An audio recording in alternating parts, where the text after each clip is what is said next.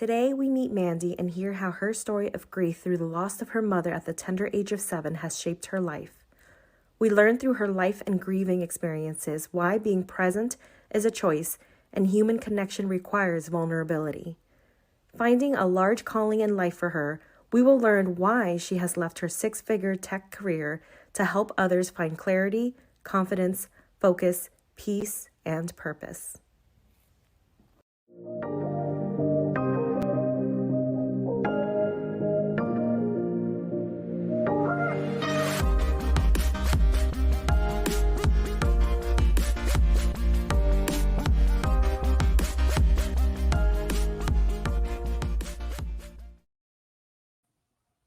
Welcome, Mandy. Welcome. Hello. Thanks for having me. Awesome. I am so excited to have you here today. I feel like the story of your life, even though a lot of people can't say that that's happened to them, but I feel like there's a story there with grief and the process of grief and how it shapes your life later on in life and how that just resonates with a lot of people. So I'm excited to hear what your story is today. So if you don't mind just introducing yourself to us. Yeah, that's a big question. I live in Omaha, Nebraska with my husband and my dog. I'm a coach now. And before I did that, I spent 12 years in the software industry. Okay. And I have, as you kind of mentioned, I have a history of unresolved grief and on and off depression and all that stuff. So Okay. I've lived some life. All right. So you did mention that there was a loss of your mother at a young age. Can you tell us a little bit about the circumstances and how it shaped your life? Yes. The second half of that is kind of a funny question that I've thought about a lot because I've only had this life. So it's hard to say, but we'll get back to that. So, yeah. So when I was in second grade, 7, almost 8 years old, it was Christmas time. My mom, the way the story is told, my mom was up late putting Christmas presents together for us and fell and hit her head or something and woke my dad up at 2, 3 in the morning, had a just terrible headache, worse than she'd ever had before. She really wasn't a complainer. So he was immediately struck by that, took her to the emergency room. She ended up being diagnosed with having 2 brain aneurysms. Wow. And I've heard since that a lot of people die pretty quickly, like maybe within minutes of aneurysm bursting. But for her, she ended up living for 2 weeks. So there was this 2-week period of Christmas time where she was in the hospital getting surgeries, mentally time traveling with my dad by her side before she passed away. So very sudden. Wow. So at 7 years old, do you recall just the emotions that were going on in your mind? Did you understand what was going on? Yeah, I feel like I understood. I was maybe at the further end of understanding how big it was, maybe because I had an older brother or just the way my brain works. But that's only based on me studying how grief impacts people at different ages. So for somebody that hasn't read all those books, I mean, basically, I understood that she wouldn't be back, but I didn't understand why it happened. I blamed myself. You know, I was the one who wanted Christmas presents and she was up wrapping them. So, you know, it's a very common thing for kids to do. But I also had some magical thinking. I had dreamt a lot about, you know, her coming back to visit and being able to talk with her again and that sort of thing. So then what was life like for you after the loss of your mother? And you said you had an older brother and then you have your dad. So what was life like then? How different was it for you? Did you feel any different? Did you feel different with the kids in school? Yeah, great question. The profoundly different. It was like the earth opened up beneath me and suddenly I was free falling. I mean, at that age, you don't have a lot, at least I didn't have a lot to worry about. You know, I worried about my parents yelling at each other. I worried about not getting the toys that I wanted. But that was the extent of it. We had food on the table, you know, we had all these things. And so it just was a very shocking traumatic experience to suddenly be like, well, what can I rely on? If I can't rely on mom being there, Yeah. that was the most important thing in my life. Right. So it was huge. Kids didn't know what to do. I think there's still a lot of this, but Mhm. they didn't talk to me. They didn't sit by me. They just didn't know what to do. And that extended to the adults. So at Oh, home, we wow. didn't talk about it. We didn't talk about mom. You know, I didn't want to make anybody cry. It was just, Yeah, yeah. people stopped coming over. Grandma was devastated. She didn't come over anymore.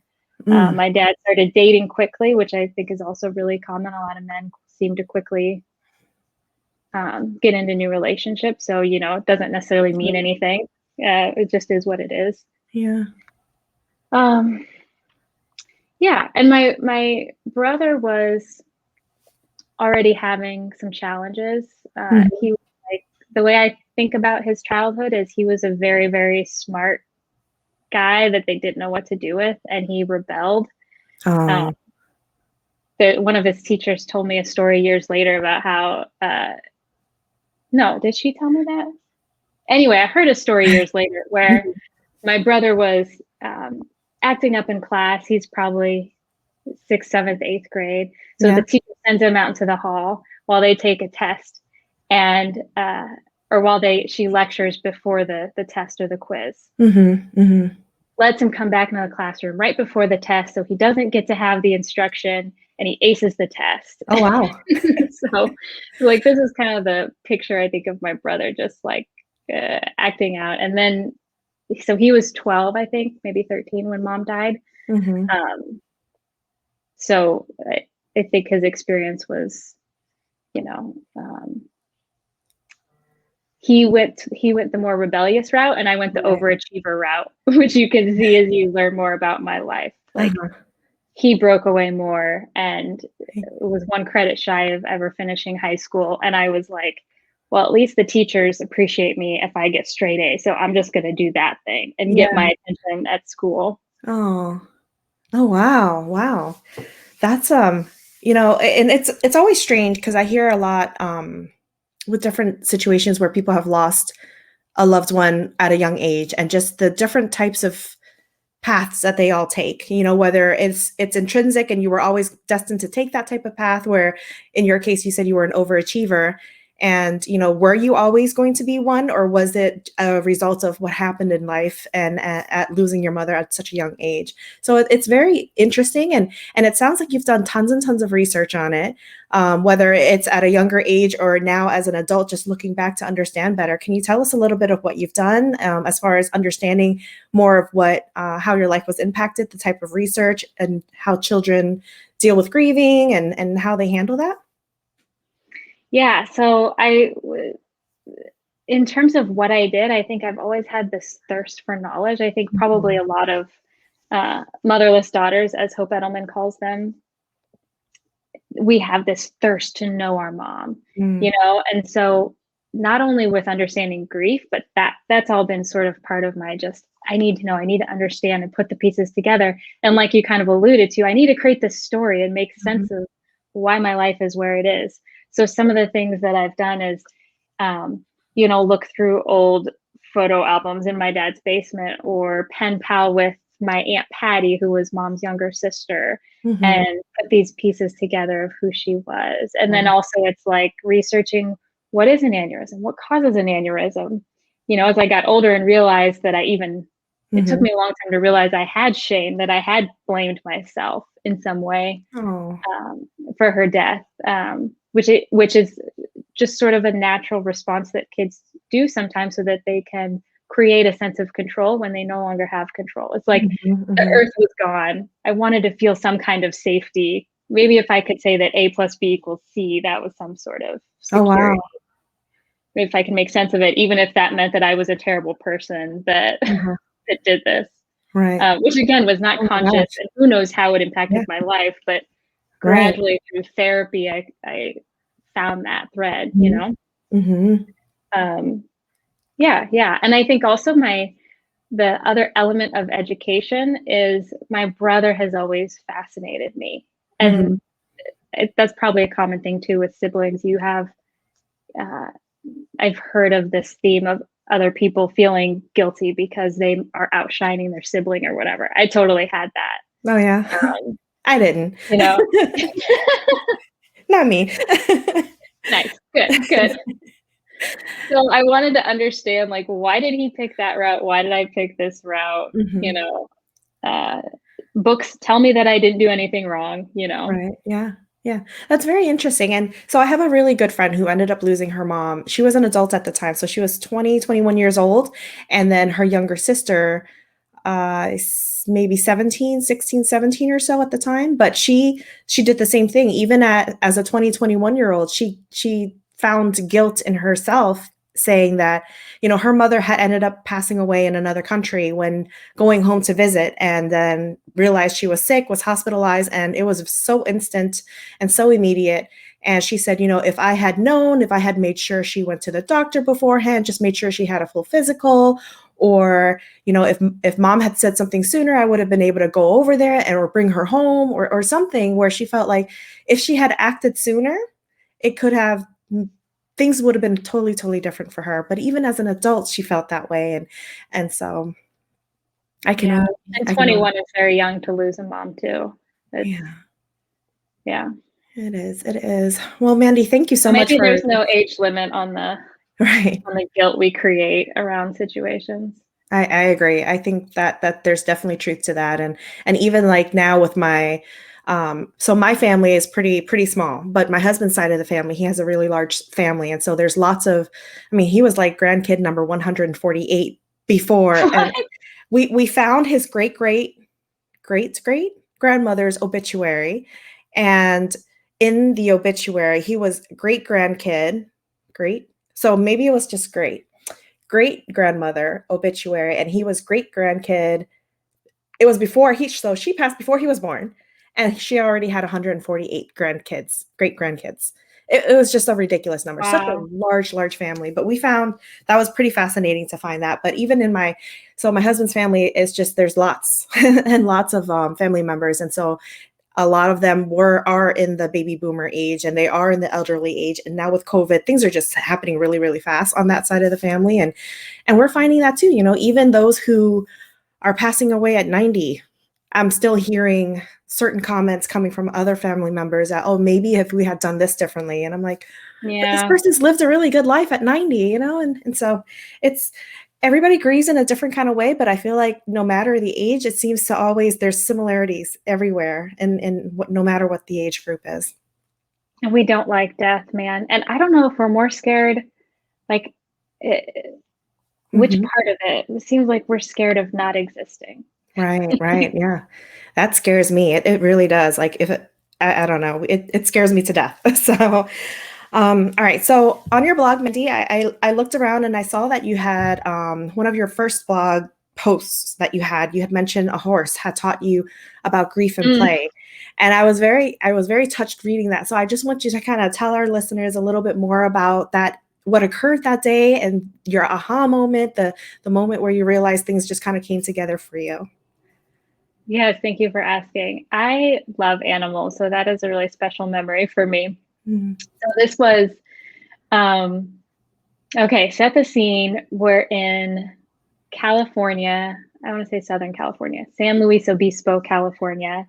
Okay. And it's a beautiful mild day on a ranch. And I don't know anything about actually caring. I love animals, but I don't know anything about, it's like one of the only times I've been on a farm. I don't even know if it's called a farm or ranch. But anyway, we're there for equus coaching.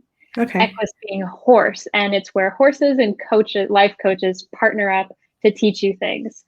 Um, and so I went in there feeling, this was a few years ago, feeling before I left my corporate gig. So Mhm. I was feeling like, I have this problem at work. I just can't figure out how to create a product roadmap that my managers are going to be happy with. And I thought that's what I was going to work on that day. And then Okay. I'm at the picnic table with 20 other life coaches in training is actually what we were. Hmm. Hmm. And just um, like my torso was just suddenly tight and filled with grief. And Hmm. that happens sometimes. That happens decades after a loss. And it's like, sometimes it's just a feeling. Sometimes it comes with the memory of mom, or it's just like that knowing that, oh, this is somehow, I don't know why, but mom's here again. And it's, you Right. know, Yeah. uncomfortable. Oh, wow. And so I ended up sharing that. I was like, I don't know why this is coming up, but my Mhm. mom died 25 years ago. And I guess that's my intention for today's workshop. Yeah. And I just had a really beautiful experience where there was a coach facilitator there who I think of as kind of a maternal woman, you know, a very soft spoken, nurturing woman who had some elements in common with my mom. So I gravitated towards her of the two facilitators and had a moment where I was able to just cry. You know, sometimes even Mhm, though you know mhm. you know that it would be healthy to cry, you're still Yeah. holding it in. Yep.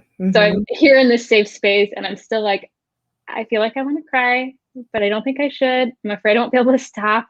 Yeah. Like, you know, just gentle with me, like, okay. And sort of like as soon as I was able to verbalize my fear, Uh-huh. I cried. Floodgates. Cried for Yeah. a little bit, got it Wow. all out, um, felt better.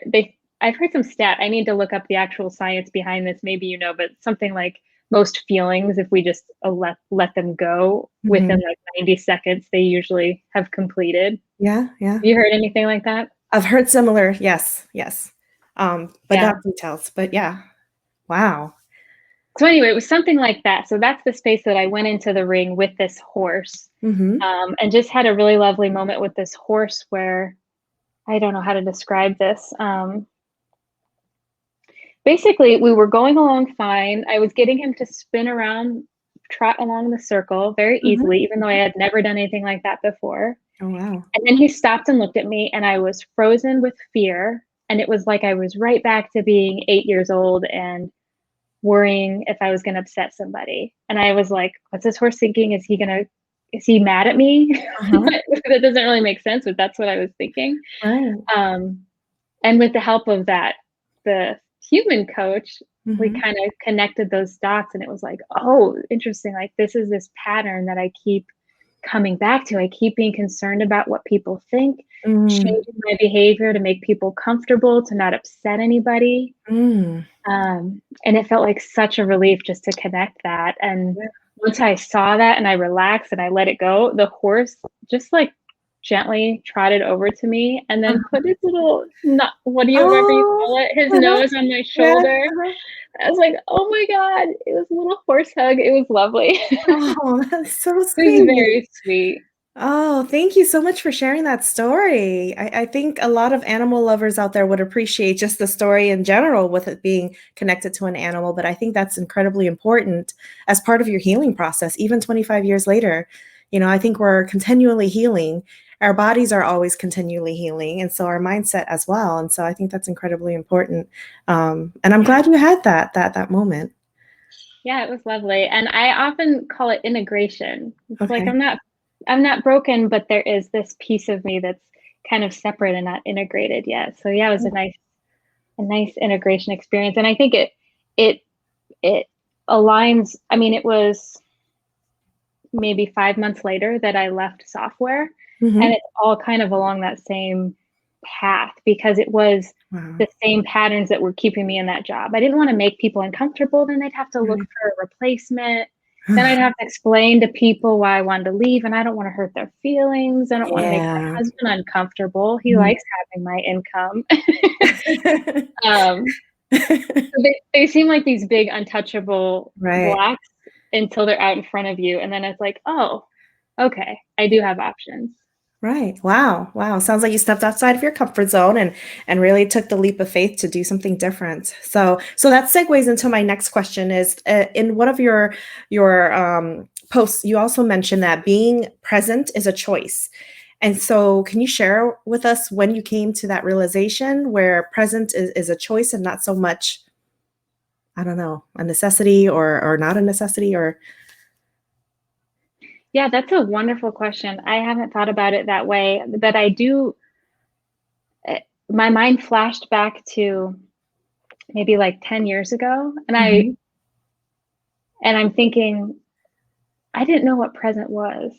I think I thought I did, but I don't remember hardly ever being present. I was just doing Mhm. my job, getting things done. That felt like present to me. Mhm. And every day I seem to be spending a little bit more time in the present moment. Um, I don't remember what the question was. The realization of When when being present is a choice. a choice, a choice.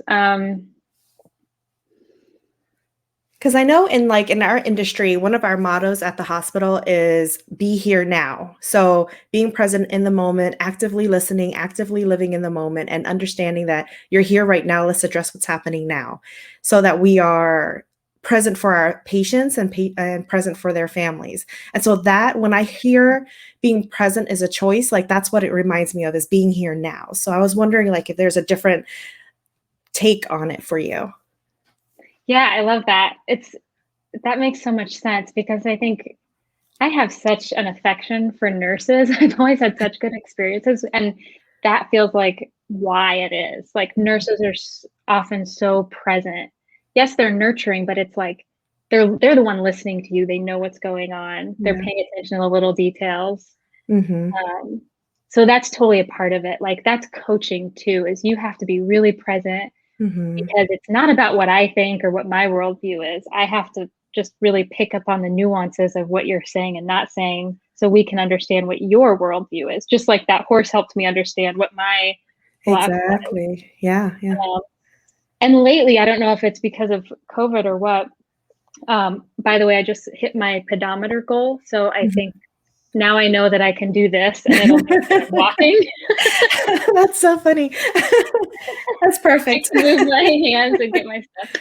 27-day streak. Okay. Um, Congrats. I think about presence, thank you, more in terms of when I'm alone. Um, Mhm. so like I was on a trail run the other day, beautiful forest near Omaha called Hitchcock in Iowa. For anybody around here, you should visit. And there was a bunch of snow, so it took a lot of attention. And I intentionally was like, okay, I'm gonna try to do a body scan. I'm gonna try to actually feel what's going on in my body as Mm. I'm running. And I couldn't do it very long, but for like maybe a minute, I would like just be really focused. And I'd be like, okay, I can almost feel the inside of my hands. I can tell exactly where I'm cold.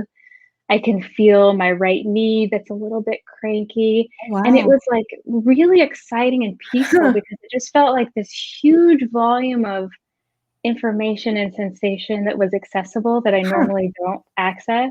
Yeah. Yeah. So that's the kind of presence as a choice that I'm kind of focusing on now. Mhm. Right. Wow, that's incredible. I should probably try that. Maybe I'll run more. But I just interviewed a ultra marathon runner, not ultra marathon, ultra runner. I think it's an ultra runner. He runs like 100 miles all the time. Ultra, I totally was just listening to it, Tim Wells. Okay. Yes. Yes. Ultra is just a nickname for ultra marathon. So both Okay. are Okay, perfect. Thank you. See, now I know something else. But like that was part of the conversation that we had, was just, when your body finally has that moment of just, I guess in my sense, when I used to run, my body had that moment of just everything. Like there's a whole like spiritual level of the way I feel and the way I think, and it's just like I hit that spiritual, like the spiritual realm that I never normally would hit with any other types of exercise. And that's something that he said too, is that it comes and goes during that 100 miles that he does, and it's just wild. That's extreme, but I can only imagine, even if I've kept running past the 3 mile mark that I was ever expected to in the army, maybe I would have had that same type of revelation. Yes, like, so being intentional with what you're doing, and being in the moment and just hearing your body, that's so important. And we're always, even as nurses in healthcare, we're always saying, listen to your body, listen to what it's telling you. If you don't feel right, go get it checked out. And a lot of times our patients are those types of stories where they're like, I just knew that something was wrong with my body. So I went in, got checked. They found a tumor, or something. And so it's always one of those, wow, like it's good that you are so intentional, and you're present in your own body to know that something's not right. So that's incredible. Yeah, our bodies are so wise. Yes, yes. So another thing is, I enjoyed reading about, you said to look to not forward was a concept that you had wrote about as well. And I really enjoyed it, but I'm not quite sure I understand what it means. So if you can just elaborate a little bit Oh, more good, about good. it. It's very tied into what we were just talking about, because Okay. the me getting in very detailed touch with my body lately is my attempt to be present and not to look um, look to, not forward, not to look at the past and rehash conversations, worry about what I said to somebody, and not to look forward, which I do a lot, Mm-hmm. which is planning my day, Yeah. deciding that after this interview, I'm going to treat myself to watching TV and I'm going to go to bed at 10 o'clock. Like all of that planning that I'm just Yeah. constantly doing, both at a small detailed level and really Hmm. big stuff. So look to, not forward, is my reminder that instead of looking forward to what's going to happen next, look to what's happening right here. Yeah. Like you said about nursing, look to the person that's telling me about her problem right now, Mm-hmm. instead of analyzing in my head what I think the solution is going to be to the problem that she hasn't even yet verbalized. Yeah. Yeah. Yeah, look to, not forward. Okay. So what I'm hearing is I'm going to use my husband. So if he watches this episode, I'm sorry. But I'm going to use my husband as in, like, even the other day, I was trying to tell him a story or a situation. And whatever it is I was trying to verbalize to him, he had already had an answer for me and, like, stopped me dead in my sentence 50% into whatever I had to share. And he's like giving me the answer or giving me the solution. And I'm like, listen to me. Like, you haven't even heard what I had to say yet. No, that's not where I was going with this. And that's not the answer I want. Like, I didn't need that answer in particular. And so he just assumed that he knew where my conversation was going, and so he already had, like, a solution for it. And so that's a look to, not forward. And then another thing that I think of is I'm always very proud of thinking 10 steps ahead. So I'm always thinking, okay, what's going to happen, if once I'm done with, for example, my doctor, what am I doing next after that? Once I'm done with this project at work, what am I doing next after that? So I'm always looking ahead so that I'm always ready and prepared for what's coming in the future. But I feel like now that my kids are older and they are more vocal, that they've called me out many times, like, Mom, you didn't even hear what I just told you.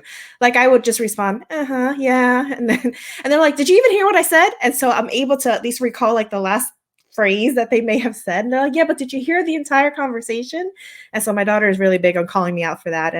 And I hear it. And so when I saw that, like, look to, not forward, I'm just like, oh, this is that whole, like, be here now concept. We're looking at just being here in the moment. And I'm great when I need to be, like, at work, but then I feel like sometimes I'm not doing that at home with my children and my husband.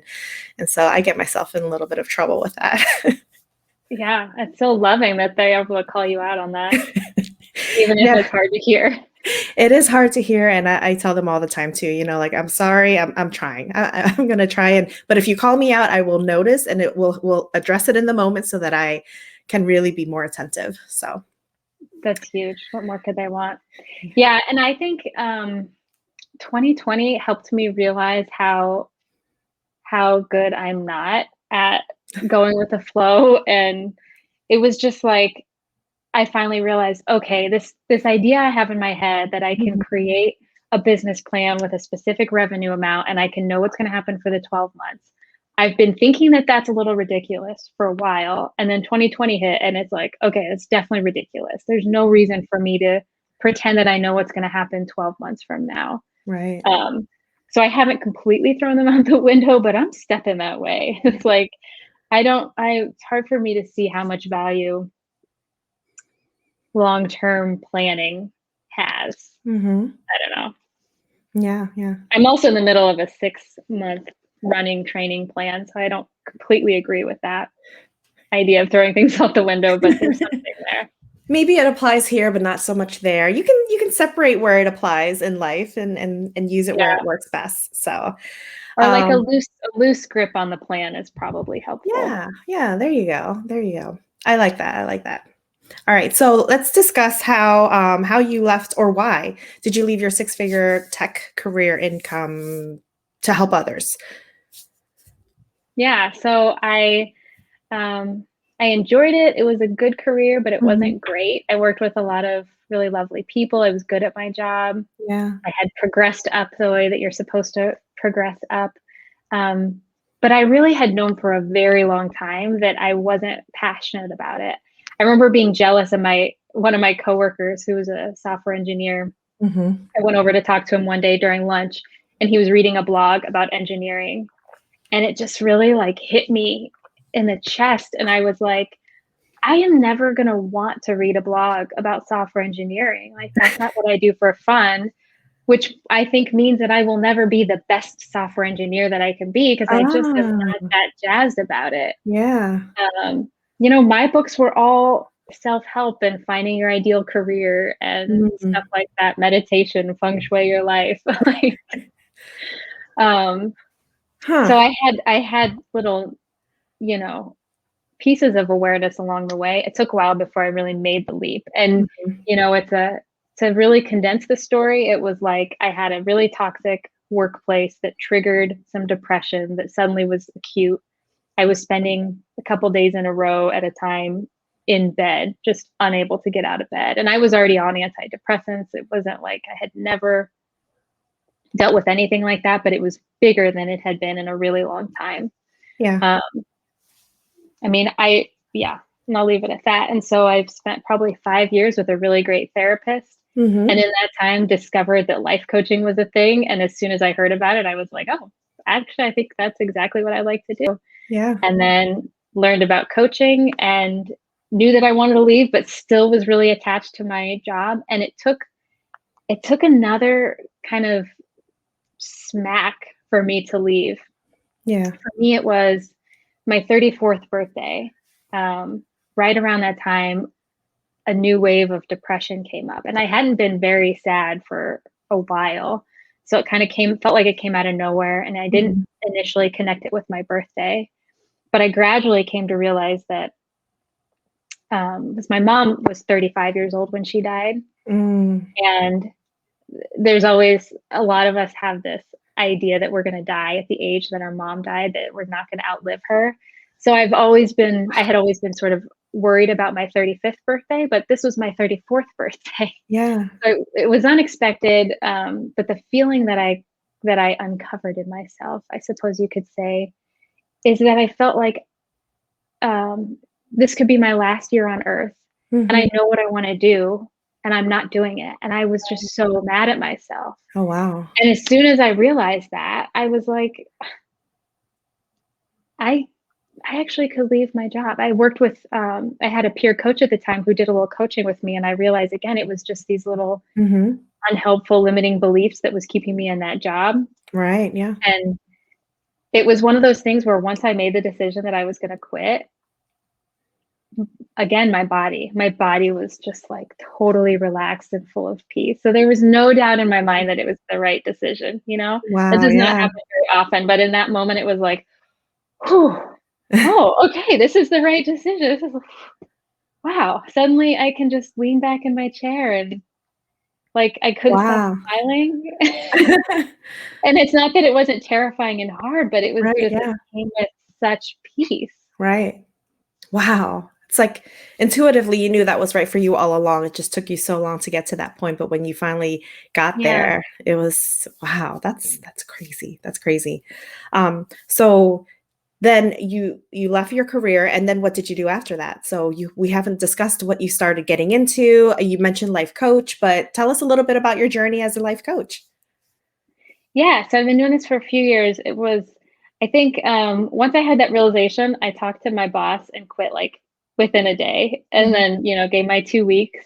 And the first revenue that I earned as a coach was like the day after my last day at the job. Yeah. So I took that as another sign of like, okay, this is a thing that can work. Uh-huh. Um, I've always been really career focused, so that's where I help people. I help a lot of women who are successful. They've, kind of raised, what do you say? They've they've had some success in their career. They're maybe Right. executives or something, Yeah. but like me, they have that sense that something's missing and they want to Mhm. find more meaningful work. So that's what I help people do through my coaching and training products, I have a book out now. Mm-hmm. Uh, Mm-hmm. yeah, just help people do more meaningful work because it is possible. There are tools out there, the ones that Right. I use to change my career. And for 30 years of my life, I didn't know about any of this stuff. I didn't know about getting in touch with your body and Mm-hmm. noticing your subconscious beliefs and all of the many other things that we use in the coaching world. So, Yeah. yeah. Awesome. Awesome. So let's go ahead and discuss your book really quick, and I'll pull up the picture while you're discussing it. Just here it is. There it is. Oh, perfect. We're So like perfectly. cute. So tell us a little bit about this and what Okay, inspired it. There you go. there. That way. That one. Yes, my tender loving self-care journal, the workbook Mhm. that makes self-care easy. I have it over here too. It's just a Ah, little guy, nice. Yes. little Okay. fill it out guy. I see it. Okay. Um, okay, what inspired this is, and I love writing. I've been writing creative nonfiction for years. I've been working on a memoir about a lot of the things that we talked about, overcoming Mm, depression. okay. I thought I would finish it. It's not close to finished. Um, and I mean, 2020 was a really hard year for me. It brought up a lot more just heaviness. There was a period of time when I lost all enthusiasm for my business. I forgot what looked like fun. I was being super judgmental and anxious. I know a lot of us have felt a lot of these same feelings this year. And I thought I had self care figured out. And then all that stuff happened. And I was like, well, crap, I really need to level up my wellness game Yeah. because whatever I'm doing is not working. Um, and I started creating a tool for myself, really. I started Mhm. creating this journal that I thought made sense. Um, and then it just sort of clicked like, oh, this could be a thing. And maybe instead of writing my memoir, I can write this thing that might help people because everyone I'm talking to Mhm. is struggling with, similar things, anxiety and stress and not taking care of themselves. Um, so yeah, so this is what it is. I want to share with you when I was writing this for myself, one of the things I came up with and is still one of my favorites is Okay. there's these lists of activity ideas. Yeah. So self-care is different for everybody, right? Like sure, it's a massage, but it can Mhm. also be drinking a glass of water or learning a language. It can be anything that nurtures you. Mm, mhm.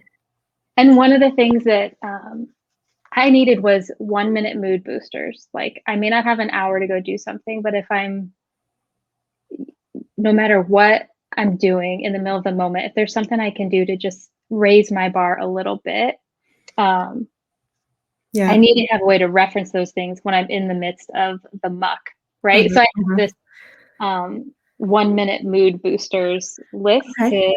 to get you thinking. Oh, very nice. So it's like Yeah. you have a shitty day and you open up, you're like, "Ugh, what can I do to move? God, this day Mhm. sucks. But write a haiku about what's upsetting me." That's like one of my favorites because every time I do, Uh-huh. it just makes you laugh, because the thing that's upsetting you is usually really stupid. Listen to an upbeat song, move, look at pictures of people I love, Uh-huh. and it's just lots of space for you to fill it in with your own Mhm. stuff because everybody's different. So Yeah. yeah, Awesome. that's That's what it is. fun. How long ago did it release? Well, it is in pre-order right now. I don't know when people are gonna hear this, but Uh-huh. February 2nd is Okay. the publication date. Awesome. It'll be out by then, Probably so for available. sure. And where can people find it if they're interested? Yeah, they can get it at our local store, the Bookworm Omaha. Okay. The Bookworm Omaha is a bookstore here in Omaha, or Amazon, or anywhere else books are sold. Oh, perfect. Um, and if we can share a link too, you Sure. can go online and download the first 30 pages just to get a preview if you want to check it out. So that's Mhm. cool. Okay. Okay. That's bit.ly/my TLC journal. Okay. Okay. If you don't mind emailing it to me, I'll go ahead and Yeah, add we it can check that onto. out. Yeah. Perfect. Perfect. So, what are also, along with your book and your success with your life coaching, what are some of your favorite success stories that keeps you going and keeps you engaged and wanting to continue on and meet new people and be an influence to them? Yeah, yeah. Some of my clients have done the coolest things. Thank you for asking this. So Mhm. that's definitely what keeps me going is remembering that this stuff has a real impact in people's lives. Yeah. One person I think of, she came to me, she had like 20 years of experience, well-respected executive who was Mm-hmm. feeling overwhelmed and really just had lost the joy in her work.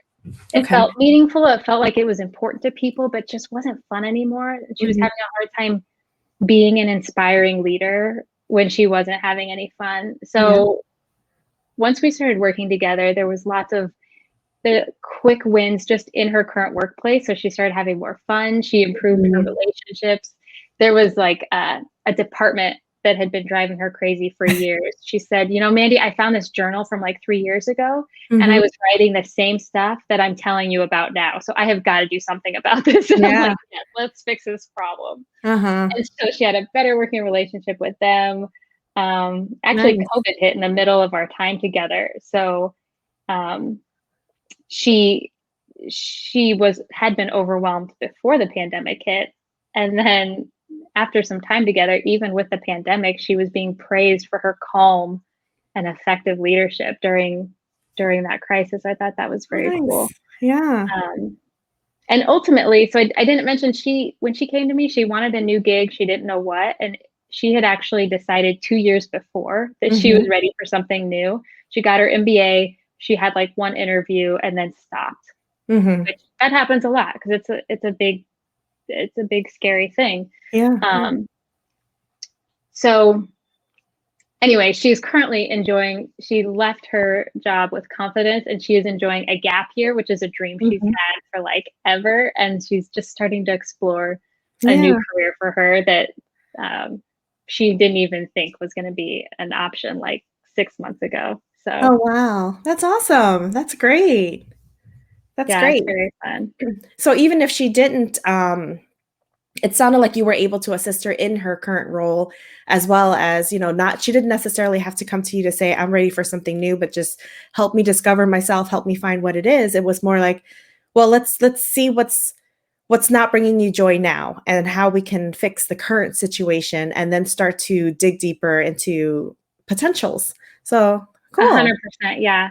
Yeah. It's like everything ends up beginning right where you are. If you like, we have to get to a certain level of gratitude, appreciation, peace, joy, all of those things right where we are, so that we're in a place where we can effectively move, which is also like part of why I wrote this is people that are ready to make a change, they're unhappy, or they think they might want to make some big life change. Like, self-care is the place to start. It might seem like, you know, people like you and I have that tendency to hurry up and get things done, and we know the next 10 steps, so we want to go. And I think we miss that self-care isn't a detour off of that road. It is the first step on that road. Yeah. We have to take really good care of ourselves so we have the energy to do the big, amazing things that we want to do. Wow. So that's really deep, because I think a lot of times people think that, you know, I'm not happy where I am, I need to move on. But sometimes there are ways for us to figure out why we're not happy, understand that first, and work on our own self-care before we can move on from that. Otherwise we're just bringing that same baggage from one place to another. Right? So that's like my favorite thing when clients hit that point and they're like, oh, if I don't resolve this, I'm just going to take it to the next place. You said it. Yeah. Yeah. Wow. Thank you. See, I'm getting your coaching session right here and now. Awesome. Awesome. So Mandy, if I gave you a billboard, what would it say? Black Lives Matter. Okay. Especially if it was here in Omaha. Okay. Okay. Great. Awesome. And then sometimes we don't know what we don't know. So is there anything else that you would like to discuss that I haven't already mentioned or we haven't discussed yet? What haven't we discussed that I want to talk about? One thing we haven't touched on that I talk about a lot is the importance of taking easy action. Okay. So if anybody's listening to this and they have these ideas of things they want to do or try, and there's any sense of overwhelm, I like to just emphasize like one baby step at a time, teeny tiny, itsy bitsy actions. It's like, I like to say that our next step your next step should feel like there's no emotional resistance. Okay. Okay. No emotional resistance. If it's scary, just like cut it in half again. Okay. Again, working on yourself first before moving on to the next thing, because sometimes, yes, I get it. I get it. I totally get it. Awesome. Okay. Great. So, Mandy, where can our listeners find you? If they would like to reach out to you, where's the best place for them to find you? Yeah, they can follow me on LinkedIn under Coach Kubicek, or they can also go to www.coachkubicek.com. And yeah, I have emails that I send out about every week Okay. to help you create a career Right. you love. So you could get that there. You can find a link to my book, all that good stuff. Nice. Okay. Awesome. And there it is on the ticker below. Fantastic. Yay.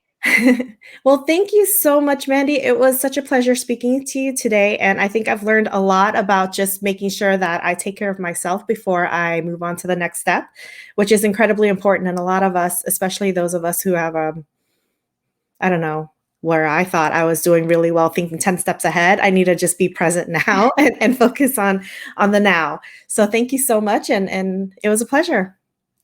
Yeah, thank you, Jasmine. This was fun.